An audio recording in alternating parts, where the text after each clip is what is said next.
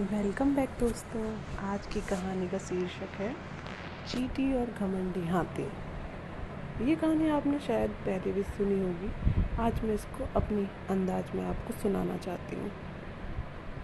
तो शुरू करते हैं। एक जंगल में चींटियों का एक झुंड रहता था।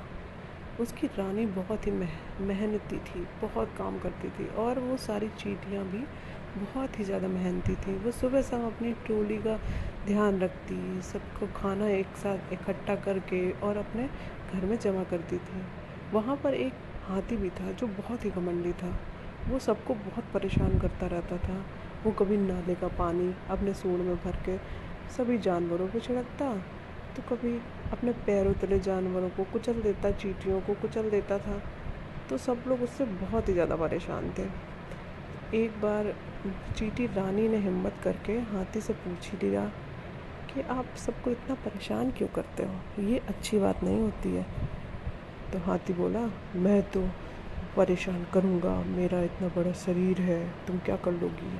अपने शरीर को देखा है, उसके हिसाब से बात किया करो, ठीक है? चुप हो जाओ, तुम्हें मेरे सामने बोलने की हिम्मत कैसे हुई?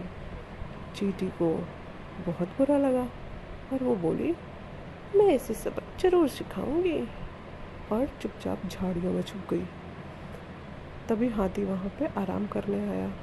हाथी जैसे ही गहरी नींद में सो गया, चींटी चुपके से उसकी सूंड में घुस गई और धीरे धीरे धीरे उसे काटना शुरू कर दिया। शुरुआत में तो हाथी को समझ में नहीं आया, लेकिन धीरे धीरे उसको दर्द होना शुरू हुआ और वो दर्द से कराहने लगा। उसने सूंड को अपने इधर उधर झटका, लेकिन उससे कोई फ़ायदा ही नहीं हुआ।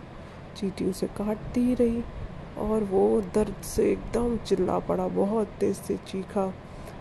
तो चींटी ने फिर उससे कहा, क्यों हाथी भैया, दूसरों को परेशान करने में तो आपको बहुत मज़ा आता है, अब जब खुद परेशान हो रहे हो तो फिर क्या दिक्कत है, अब आप भी थोड़ा मज़ा ले लो।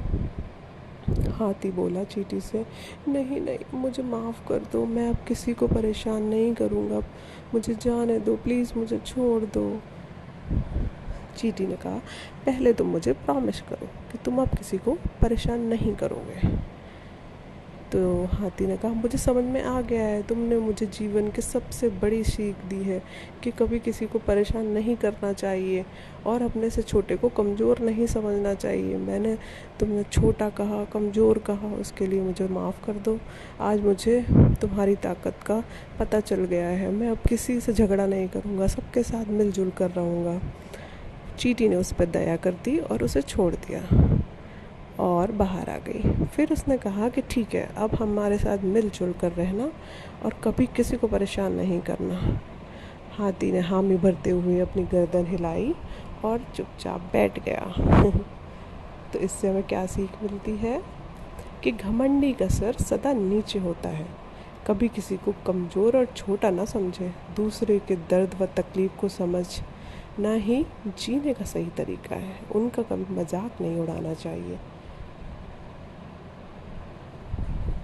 फिर मिलेंगे अगली कहानी के साथ। Bye bye.